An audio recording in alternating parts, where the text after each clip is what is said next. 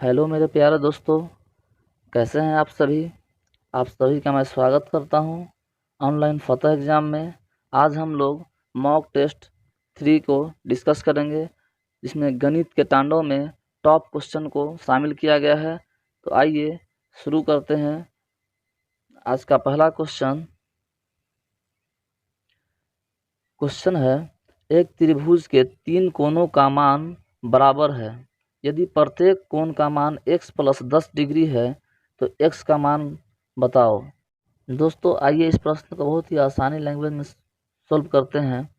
हम जानते हैं कि त्रिभुज के तीनों कोणों का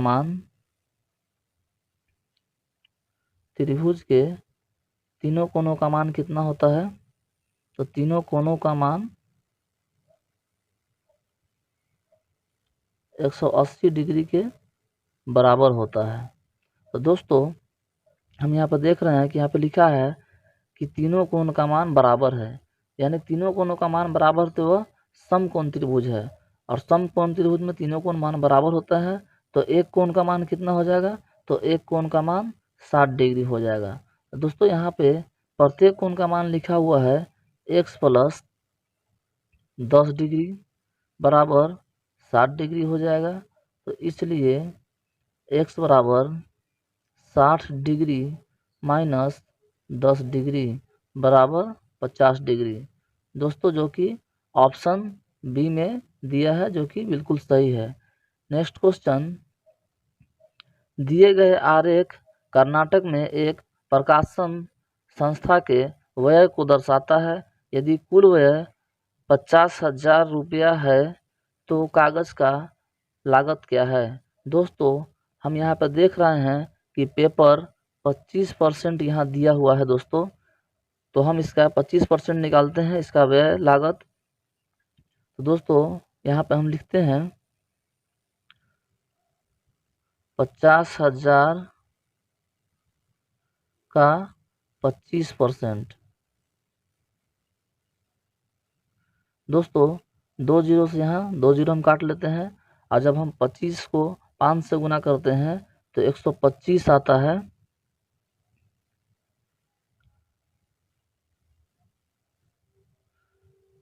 बराबर हो जाएगा 125, और 2 जीरो यहाँ पे है तो 2 जीरो और दे देंगे। तो दोस्तों इसका सही उत्तर हो जाएगा ऑप्शन बी, जो कि इसका राइट आंसर है। नेक्स्ट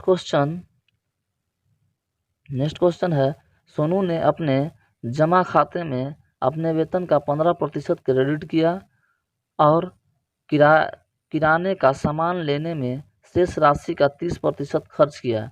यदि उसके पास 2380 रुपया नगद है तो उसका वेतन क्या है?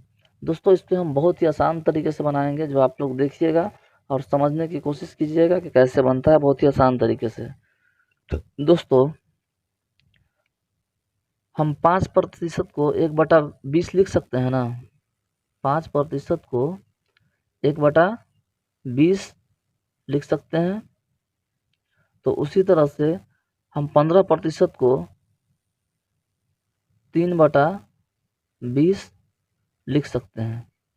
ठीक है, पहले हम परसेंटेज को और फ्रैक्शन में तोड़ने के लिए सिखा देते हैं, उसके बाद हम मैथ को बहुत ही आसान लैंग्वेज में बताएंगे आपको। ठीक है, और यहाँ पे 30% यहाँ क्वेश्चन कह रहा है कि किराने के सामान लेने में वह शेष राशि का 30% खर्च किया। तो शेष राशि का 30% कह रहा है, तो पहले हम यहाँ पर 30% दिखाते हैं आपको कि 30% खर्च किया।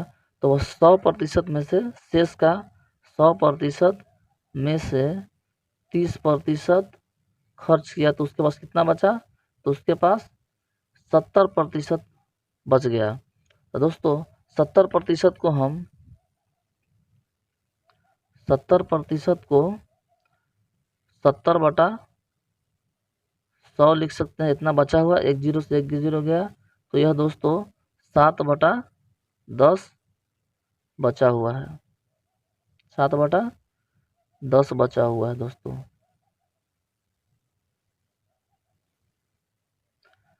तो आइए अब हम क्वेश्चन को बनाना शुरू करते हैं। नेक्स्ट स्लाइड ले लें या इसी को मिटा के बना दें? आप लोग समझ गए होंगे। इसको थोड़ा मिटा देते हैं और शॉर्ट में अब लिख देते हैं यहाँ पे हम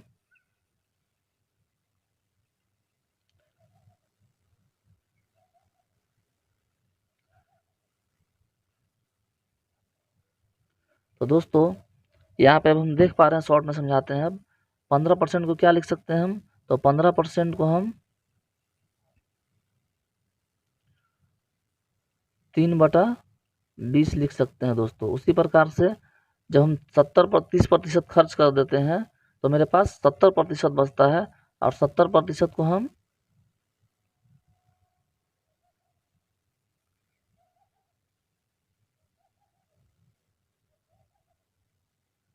70% को दोस्तों हम यहाँ पे लिख सकते हैं 70% बराबर 7/10। तो आइए दोस्तों अब क्वेश्चन की तरफ ले चलते हैं आपको। यहाँ पे बोल रहा है कि मतलब टोटल मेरा 20 रुपया अगर है तो उसमें से 3 रुपया खर्च हो गया। तो दोस्तों यहाँ पे हम 20 लिख देंगे। ये सक्सेसिव मैथ से बना रहा हूँ दोस्तों, बहुत ही आसान लगेगा आपको, बस समझ में आ जाना चाहिए एक बार। 20 में से 3 जाएगा तो 17 बचेगा, यानी 20 में से हम 3 रुपया खर्च किए हैं तो 17 रुपया बचेगा। उसी तरह से यहाँ पर 30% तो खर्च किया है तो 70% बचा है। तो यहाँ पर दोस्तों पहले कितना था, तो पहले मेरे पास 10 था, अब 7 बच रहा है। तो दोस्तों इसको हम फाइनल लाइन खींच देते हैं, और यहाँ पे दोनों को गुना किया जाता है सीधा सीधा लाइन से। तो यहाँ पे 200 हो जाएगा, और यहाँ पे हो जाएगा, इसको हम गुना नहीं करते दोस्तों, इसको हम ऐसे ही गुना में लिख देते हैं, 17 गुना 7। दोस्तों अब यह कह रहा है कि उसके पास नगद कितना बचा है, तो उसके पास नगद 2380 रुपया बचा है, जिसको हम इसके बराबर में कर देंगे और इससे कटाने की कोशिश करेंगे। तो यहाँ बराबर करके 2300 सॉरी यहाँ पे 2380 आएगा। तो दोस्तों अब इसे हम कटाते हैं, तो हम इसे 17 बार में कटाते हैं, तो 17 एकम 17 एक, और यहाँ पे बचेगा कितना, तो यहाँ पर 23 में से 17 जाएगा तो 6 बचेगा, तो ये 68 हो जाएगा दोस्तों। तो 17 चौके 68, और एक जीरो बचा हुआ तो एक जीरो लगा देंगे तो ये कट जाएगा। और 7 यहाँ बचा दोस्तों, तो 7 दूना के 14 होता है, तो ये 20 बार में कट जाएगा दोस्तों। दोस्तों अब ये जो 20 आया, ये एक बराबर, इसका रेशियो के एक बराबर 20 आया, तो इसको अब हम यहाँ पर ले जा कर के इससे गुना कर देंगे तो मेरा उसका फाइनल वेतन आ जाएगा दोस्तों।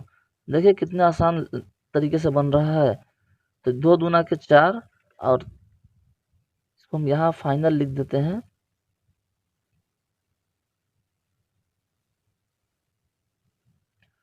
दोस्तों इसको हम यहाँ पर लिख देते हैं, 2 दूना के 4 हो जाएगा, और 3 जीरो है तो ये 3 जीरो हम यहाँ पे इस तरह से लिख देंगे। दोस्तों 4000 आ गया उत्तर, जो कि ऑप्शन डी में है दोस्तों। तो इसका सही उत्तर ऑप्शन डी हो जाएगा। नेक्स्ट क्वेश्चन है 3/2 दिन का 15 मिनट कितना प्रतिशत है। तो दोस्तों 3/2 दिन का मतलब होता है 1.5 दिन। 1.5 दिन को 3/2 को ऐसे भी हम लिख सकते हैं ना दोस्तों। देखिए यहाँ पे समझ लीजिए अच्छे से, 3/2 दिन, इसको दोस्तों 1.5 दिन भी हम बोल सकते हैं। जैसे यह लिखा हुआ है किसका, तो 1/2 दिन, ठीक है। तो अब हम इससे निकालते हैं कि 15 मिनट 2/3 दिन का कितना प्रतिशत है। तो दोस्तों 15 मिनट बोल रहा है तो 15 को हम ऊपर लिख देंगे, और दोस्तों यहाँ पे 3/2 दिन दिया हुआ है, तो 3/2 दिन को कितना घंटा होगा, तो 3/2 दिन में 24 से गुना कर देंगे, और 15 जो मिनट में है उसको घंटा बदलने के लिए हमको बटे में 60 से गुना करना होगा। और यहाँ पे कह रहा है कितना प्रतिशत है, तो गुना 100 करना होगा दोस्तों यहाँ पे। तो आइए अब हम काटापीटी शुरू करते हैं। तो 2 से 12 बार में 24 कट जाएगा, और 3 से 5 बार में आपका 15 कट जाएगा, और 5 से 12 बार में 60 कट जाएगा, 6 दूनी का 12, और यहाँ 50 दूनी का 100, और 6 दूनी का 12, और 25 दूनी के 50। तो दोस्तों इसका फाइनली जो आंसर आ रहा है वो आपका 25 ऊपर हो जाएगा और बटे में 36 हो जाएगा, 6 × 6 दोस्तों, जो कि ऑप्शन बी में दिया है दोस्तों। तो चलते नेक्स्ट क्वेश्चन। नेक्स्ट क्वेश्चन है, यदि x और y एक कार्य को 15 दिनों में पूरा करते हैं तथा x अकेले उसी कार्य को 30 दिनों में पूरा करता है, तो y अकेले इस कार्य को कितने दिनों में पूरा करेगा। तो आइए दोस्तों इसे हम एकदम सरल ढंग से बनाने की कोशिश करते हैं। यहाँ पर दिया है कि x और y एक कार्य को कितना दिनों में करता है दोस्तों, 15 दिनों में करता है, और x अकेले उसी कार्य को 30 दिनों में पूरा करता है। तो दोस्तों इन दोनों का हम एलसीएम लेंगे, तो इस दोनों का एलसीएम कितना हो जाएगा, तो इन दोनों का एलसीएम 30 हो जाएगा दोस्तों। तो इसका अब हम कार्य करने की क्षमता निकालते हैं। तो ये x और y दोनों जब मिलकर कार्य कर रहा है तो इसका कार्य क्षमता 2 हो जाएगा। 15 से जब हम 30 में भाग देंगे तो 2 आएगा, और 30 से 30 में भाग देंगे तो 1 आएगा। तो दोस्तों इसमें दोनों का कार्य क्षमता कितना कितना हो गया, तो x का भी कार्य क्षमता 1 हो गया और y का भी कार्य क्षमता 1 हो गया। तो दोस्तों यहाँ पे कह रहा है कि y अकेले उस कार्य को कितना दिनों में करता है, तो y एक दिन में एक काम करेगा तो 30 दिन में, तो y बराबर 30 दिन में एक के हिसाब से करेगा तो 30 दिनों में करेगा। तो दोस्तों इसका सही उत्तर हो जाएगा option C. Next question. Next question है, यदि सुनील एक निश्चित दूरी 10 किलोमीटर प्रति घंटा की रफ्तार के बजाय 13 किलोमीटर प्रति घंटा से तय करता है, तो वह वास्तविक दूरी की अपेक्षा 30 किलोमीटर अधिक दूरी चलता है, तो उसके द्वारा तय की गई वास्तविक दूरी क्या है। तो दोस्तों इस तरह के क्वेश्चन को बहुत ही आसान ढंग से हम समझाते हैं आपको। इसमें कहा गया है कि उसकी गति कितनी थी, तो पहले 10 किलोमीटर प्रति घंटा थी और बाद में वह अपनी गति को 10 के बजाय कितना 13 कर दिया गया था, तो 13 किलोमीटर प्रति घंटा। दोस्तों ये दोनों का अंतर हो जा रहा है 3, और दोस्तों वह कितना किलोमीटर अधिक दूरी तय करता था, तो वह 30 किलोमीटर अधिक दूरी तय करता था। तो 1 बराबर 10 किलोमीटर। तो दोस्तों वह इसको तय करने में उसे कितना समय लगा होगा, तो यह 30 किलोमीटर दूरी जो तय किया है वह 3 किलोमीटर प्रति घंटा ज़्यादा तय कर रहा था, तो वह 10 घंटे में तय किया। तो दोस्तों यहाँ पे बता रहा है कि उसका जो चाल था शुरू में वो 10 किलोमीटर प्रति घंटा था। तो 10 किलोमीटर प्रति घंटा को जब हम 10 से गुना करेंगे तो वह उसका वास्तविक दूरी निकल जाएगा।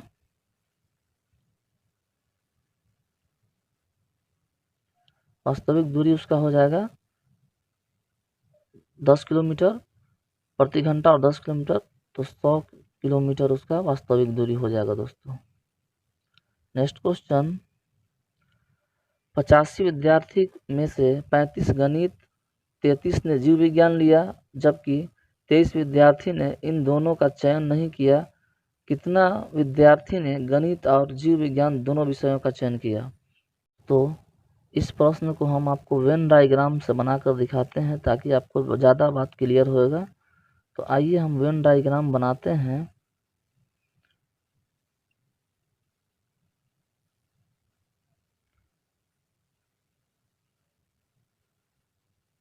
दोस्तों देखिए इसमें कह रहा है यहाँ पे क्वेश्चन में कह रहा है कि 35 विद्यार्थी गणित लिए हैं, तो 35 विद्यार्थी इसका गणित लिया है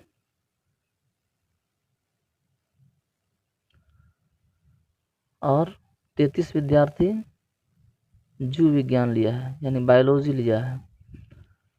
तो यह इसमें क्वेश्चन में दिया है कि 85 विद्यार्थियों में से 23 विद्यार्थी ऐसे हैं जो इन दोनों में से किसी का चयन नहीं किया है। तो पहले हम यहाँ पे 85 माइनस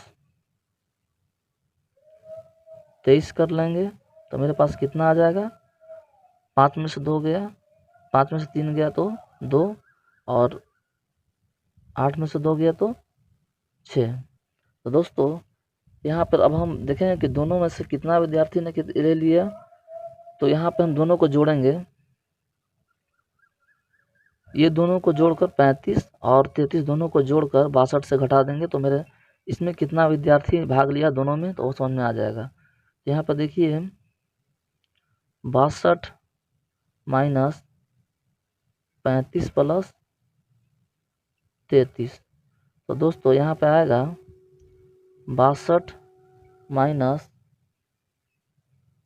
68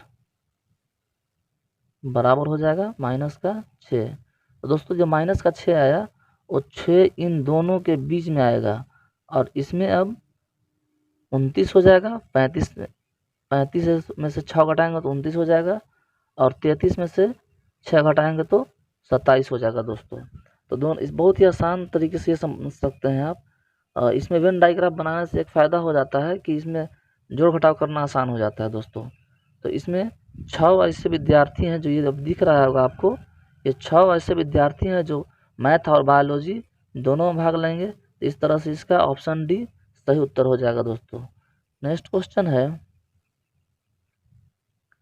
45 छात्रों की एक कक्षा में लड़कों और लड़कियों का अनुपात 4:5 है। दोस्तों संख्या नहीं देकर के उसका अनुपात दिया हुआ है। लड़कों के औसत अंक 75 हैं और लड़कियों के औसत अंक 85 है। पूरी कक्षा में अनुमानित औसत अंक कितना है। दोस्तों इस तरह के प्रश्न को बहुत ही आसान लैंग्वेज में हम बनाएंगे। आप देखिएगा यहाँ पर दिया है क्वेश्चन में कि लड़कों और लड़कियों का अनुपात 4:5 है। तो यहाँ पे हम बॉय लिख देंगे और यहाँ पे हम गर्ल लिख देंगे। तो बॉय का कितना अनुपात है, तो बॉय का 4 अनुपात है और गर्ल का 5 अनुपात है। यहाँ पर दिया है कि लड़कों के औसत 75 हैं। तो लड़कों के सामने हम यहाँ पे 75 लिख देंगे और लड़कियों का औसत अंक 85 है तो लड़कियों के सामने 85 लिख देंगे। इसे हम दोस्तों JSM जूनियर सर्टिफाइड मेथड से बनाएंगे दोस्तों। अगर हम मानते हैं कि सभी का दोस्तों 85, हाँ, तो दोस्तों यहाँ पर हम देख रहे हैं कि यहाँ पे सभी का औसत अगर हम मान लें कि 75 हो, जूनियर जो बोलते हैं छोटे वाले से लेकर करते हैं 75 हो, तो ये 4 का तो 75 है ही और ये 85 का, तो 85 में 75 से कितना ज़्यादा है, तो 85 75 से 10 ज़्यादा है दोस्तों। 85 माइनस 75 करेंगे तो बराबर 10 आएगा। तो दोस्तों इस 10 को हम इससे गुना करेंगे 5 से, 5 गुना 10 बराबर 50 आएगा। तो दोस्तों जब केक कटेगी तो सब में बटेगी। तो दोस्तों यहाँ पे हम 75 लिख देंगे, 75 प्लस यहाँ पर हो जाएगा कितना 50/9 हो जाएगा। दोनों को जोड़कर लड़के और लड़कियों की संख्या को जोड़कर जब उसे भाग देंगे तो इसका औसत अंक निकल कर के आएगा। तो दोस्तों जब हम 9 से 50 में भाग देंगे तो 9 पचे 45, उसके बाद पॉइंट देंगे। अब बचेगा मेरे पास फिर 5 बच जाएगा, तो पॉइंट दिए तो 50 हो जाएगा, तो 9 पचे 45। तो इस तरह से 9 पचे 45 बढ़ते जाएगा। तो दोस्तों इसका फाइनल जो उत्तर आएगा, तो इसका सभी का औसत कितना हो जाएगा लड़के लड़कियों का, तो 75 प्लस 5.55, तो इसका सही उत्तर हो जाएगा